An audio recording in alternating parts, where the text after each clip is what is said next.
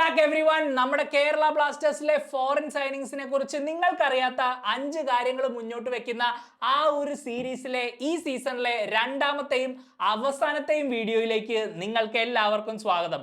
ഞാൻ അങ്ങനെ പറയാൻ കാരണമുണ്ട്, ബിക്കോസ് കെവിൻ യോക്കിനെയും മറ്റേസ് ഹെർണാണ്ടസിനെയും ഓമാർ ബായിനെയും കുറിച്ച് ഞാൻ വളരെ ക്ലിയർ ആയിട്ട് അന്വേഷിച്ചു. ആൻഡ് ഈ 3 താരങ്ങളെ കുറിച്ച് നിങ്ങൾക്കറിയാവുന്ന കാര്യങ്ങളെ എനിക്കും അറിയുള്ളൂ. അതുകൊണ്ട് തന്നെ ഈ സീരീസിനോട് ബന്ധപ്പെട്ട് അവരെ കുറിച്ച് വേറെ സെപ്പറേറ്റ് വീഡിയോ ചെയ്യുന്നതിൽ വലിയ പ്രസക്തി ഉണ്ടെന്ന് തോന്നുന്നില്ല. അങ്ങനെയാണെങ്കിൽ നമുക്ക് ബ്ലാസ്റ്റേഴ്സിലേക്ക് പുതിയതായിട്ട് വന്ന സ്പാനിഷ് സ്ട്രൈക്കറായ വിക്ടർ ബെർട്ടോമുവിനെ കുറിച്ച് തന്നെ സംസാരിക്കാം. കുറച്ച് ഇൻട്രസ്റ്റിംഗ് ആയിട്ടുള്ള കാര്യങ്ങൾ നിങ്ങളോട് പറയാനുണ്ട്. ഇതിൽ നമ്പർ 1 പോയിന്റ് ഒഫീഷ്യൽ റെക്കോർഡ്സിൽ പോലും ഇല്ല. ഞാൻ എൻ്റെ സ്വന്തം ഡിറ്റക്റ്റീവ് ബുദ്ധി ഉപയോഗിച്ചാണ് സുഹൃത്തുക്കളെ ആ ഒരു ഫാക്ട് കണ്ടുപിടിച്ചത്. അപ്പൊ വീഡിയോയിലേക്ക് കടക്കാം. വിക്ടർ ബെർട്ടോമ്യു തന്റെ കരിയർ സ്പെയിനിലാണ് തുടങ്ങിയെങ്കിലും ഏറ്റവും കൂടുതൽ മത്സരങ്ങൾ കളിച്ചിട്ടുള്ളത് ഏഷ്യയിലാണ്. ഹോങ്കോങ്ങിലെ ഈസ്റ്റേൺ എസ്സിക്കും അതുപോലെ തന്നെ ഇന്തോനേഷ്യയിലെ സെക്കൻഡ് ഡിവിഷൻ ക്ലബ്ബായ ഗെർസിക് യുണൈറ്റഡിനുമായിട്ട് ബെർട്ടോമ്യു ആകെ മൊത്തം 79 മത്സരങ്ങൾ കളിച്ചു. ഈ 2 ക്ലബ്ബുകൾക്ക് വേണ്ടി അദ്ദേഹം വെറുതെ കളിച്ചെന്ന് മാത്രമല്ല, വേറൊരു ഇൻട്രസ്റ്റിംഗ് ഫാക്ട് കൂടി ഉണ്ട്. ബെർട്ടോമ്യു ഏഷ്യയിൽ കളിച്ച 2 ക്ലബ്ബുകൾക്കും വേണ്ടി എല്ലാ കോമ്പറ്റീഷനുകളിലും ആദ്യ മത്സരത്തിൽ അദ്ദേഹം ഗോളുകൾ കണ്ടെത്തിയിട്ടുണ്ട്. 2021-22 സീസണിൽ സ്പെയിനിലെ എഇ പ്രാറ്റിൽ നിന്നും ഈസ്റ്റേൺ എസ്സിയിലെത്തിയ ബെർട്ടോമ്യു തന്റെ ഹോങ്കോങ് പ്രീമിയർ ലീഗ് ഡെബ്യൂ മത്സരത്തിൽ റിസോഴ്സ് ക്യാപിറ്റലിനെതിരെ ഇരട്ട ഗോൾ അടിച്ചിരുന്നു. അതേ സീസണിൽ AFC കപ്പിൽ ടീമിന് വേണ്ടിയുള്ള ഡെബ്യൂല് ലീമാനെതിരെയും 2 ഗോളുകൾ കണ്ടെത്തി. 2023-24 സീസണിൽ ഗെർസിക് യുണൈറ്റഡിലെത്തിയ ബെർട്ടോമ്യു അവിടുത്തെ തന്റെ ആദ്യ മത്സരത്തിൽ ഡെൽട്രാസിനെതിരെ 5-ാം മിനിറ്റിൽ ഗോൾ കണ്ടെത്തിയെങ്കിലും ആ മത്സരം ഗെർസിക്കിന് ജയിക്കാനായില്ല. അടുത്ത സീസണിൽ ഈസ്റ്റേണിലേക്ക് തിരിച്ചു വന്ന ബെർട്ടോമ്യു വീണ്ടും തന്റെ ആദ്യ മത്സരത്തിൽ ഹോങ്കോങ് റേഞ്ചേഴ്സിനെതിരെ ഗോൾ കണ്ടെത്തി. ഇപ്പൊ ഇറ്റലിയിലെ ഇസ്കിയെ വിട്ട് ഈ താരം ഏഷ്യയിലേക്ക് ബ്ലാസ്റ്റേഴ്സിലൂടെ ഒരു കംബാക്ക് നടത്തിയിരിക്കുകയാണ്. ഇനി നമ്മൾക്ക് അറിയാനുള്ളത് ഇന്ത്യൻ സൂപ്പർ ലീഗിലെ ആദ്യ മത്സരത്തിൽ ബെർട്ടോമ്യു ഗോൾ അടിക്കുകയോ ഇല്ലയോ എന്നുള്ളതാണ്. നിങ്ങൾക്ക് എന്ത് തോന്നുന്നു? മോഹൻ ബഗാനെതിരെ ആ ഗോൾ വരുമോ ഇല്ലയോ? കമന്റ് ചെയ്യൂ. ഈസ്റ്റേൺ എഫ്സിയിൽ ബെർട്ടോമ്യുവിന്റെ അക്രമങ്ങളെ കുറിച്ച് നിങ്ങൾക്ക് കുറച്ചൊക്കെ മനസ്സിലായില്ലേ? ആ ക്ലബിലാണ് അദ്ദേഹം ഏറ്റവും കൂടുതൽ മത്സരങ്ങൾ കളിച്ചതും ഏറ്റവും കൂടുതൽ ഗോളുകൾ നേടിയതും. 66 മാച്ചിൽ 28 ഗോളും 5 അസിസ്റ്റും ആണ് ബെർട്ടോമ്യു അവിടെ നേടിയത്. ബെർട്ടോമ്യു ഈ അടിച്ച 28 ഗോളുകളിൽ 2 എണ്ണത്തിന് വഴിയൊരുക്കിയത് ഒരു മുൻ ബംഗളൂരു FC താരമാണെന്ന് പറഞ്ഞാൽ നിങ്ങൾ വിശ്വസിക്കുമോ?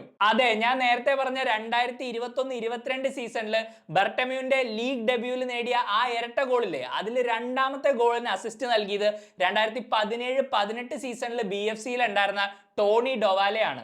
ആ സീസൺ ഈസ്റ്റ് ബംഗാളിനെ തോപ്പിച്ച് ബംഗളൂരു FC സൂപ്പർ കപ്പ് അടിച്ചപ്പോൾ ആ ടീമിന്റെ ഭാഗമായിരുന്നു ഡൊവാലെ. പിന്നീട് ഐ ലീഗിൽ ഈസ്റ്റ് ബംഗാളിലും കളിച്ചിട്ടുണ്ട്. 2021-22 സീസണിൽ മാത്രം ഈസ്റ്റേണിൽ കളിച്ച ഡൊവാലെ ഹോങ്കോങ് FA കപ്പിലാണ് ബെർട്ടോമ്യുവിന് 2ാമത്തെ അസിസ്റ്റ് നൽകുന്നത്.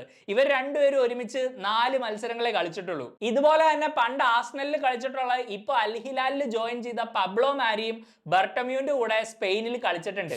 അങ്ങനെ BFC പ്ലെയർ മാത്രമല്ല, നമ്മുടെ കേരള ബ്ലാസ്റ്റേഴ്സിൽ ഉണ്ടായിരുന്ന ഒരു താരവും പണ്ട് ബെർട്ടോമ്യുവിന്റെ കൂടെ കളിച്ചിട്ടുണ്ട്. ആൻഡ് നോ, അത് ജോസു അല്ല.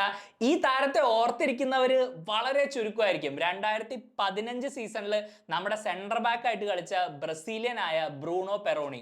ബെർട്ടോമ്യു ഏഷ്യൻ ഫുട്ബോളിലേക്ക് കാല് വെക്കുന്നതിന് തൊട്ടു മുമ്പായിരുന്നു ഇവർ രണ്ടുപേരും സ്പെയിനിലെ 3rd ഡിവിഷൻ ക്ലബ്ബായ എഇ പ്രാറ്റിൽ ഒരുമിച്ചുണ്ടായിരുന്നത്.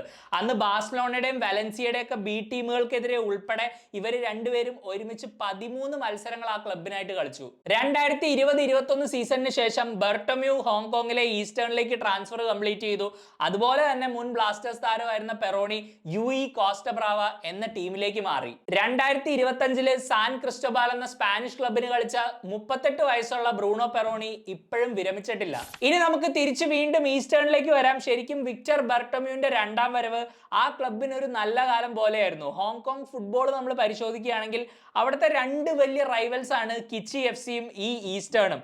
ഹോങ്കോങ്ങിലെ സീനിയർ ഫസ്റ്റ് ഡിവിഷൻ ക്ലബ്ബുകളുടെ നോക്കൌട്ട് കപ്പ് കോമ്പറ്റീഷനായ സീനിയർ ഷീൽഡ് 12 പ്രാവശ്യം ഈസ്റ്റേൺ അടിച്ചിട്ടുണ്ട്. പക്ഷേ 12ാമത്തെ ആ കപ്പ് ഉയർത്താൻ അവർക്ക് ഒന്നല്ല 2 തവണ കിച്ചിയോട് ഫൈനലിൽ തോക്കേണ്ടി വന്നു. 2023-ലും 24-ലും ഫൈനലിൽ തോറ്റ ഈസ്റ്റേൺ 2025 ആ കപ്പ് ഉയർത്തിയത് നമ്മുടെ വിക്ടർ ബെർട്ടോമ്യുവിന്റെ ഒരേ ഒരു ഗോളിന്റെ ബലത്തിലാണ്. അന്ന് അവർ ഫൈനലിൽ തോൽപ്പിച്ചത് ഹോങ്കോങ്ങിലെ ഡിഫെൻഡിംഗ് ചാമ്പ്യന്മാരായ ലീമാനെ ആയിരുന്നു. അന്നത്തെ ആ വിജയം ബെർട്ടോമ്യു തന്റെ കരിയറിലെ തന്നെ one of the greatest moment moments ആയിട്ട് ഡിഫൈൻ ചെയ്തു. ബർട്ടമ്യൂന്റെ രണ്ടാമത്തെ സ്പെല്ലിൽ ഈസ്റ്റേൺ ഇങ്ങനെ ഒരു ട്രോഫിയെ ഭയങ്കര ഒബ്സസീവ് ആയിട്ട് ചേസ് ചെയ്യുകയായിരുന്നെങ്കിൽ അദ്ദേഹത്തിന്റെ ആദ്യ സ്പെല്ലിൽ ആ ക്ലബിൽ അടിമുടി അഴിച്ചുപണി നടക്കുകയായിരുന്നു. 2022 മുൻനിര ഫോറിൻ താരങ്ങൾ ഉൾപ്പെടെ 12ഓളം പ്ലേയേഴ്സ് വിട്ടുപോയ ടീമിലാണ് ബർട്ടമ്യൂ അന്ന് കളിച്ചത്.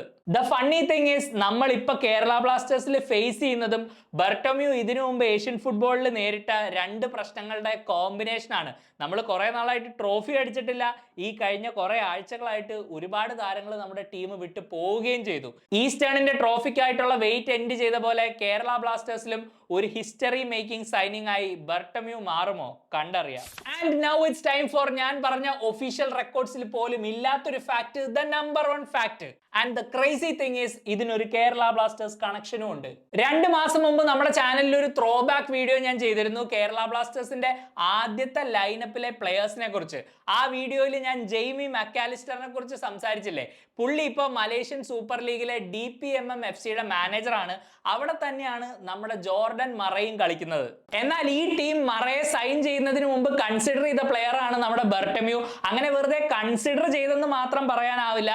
പ്രീ സീസണിൽ ആക്ച്വലി ബർട്ടമ്യൂ DPMMന് വേണ്ടി കളിച്ചിട്ടുണ്ട്.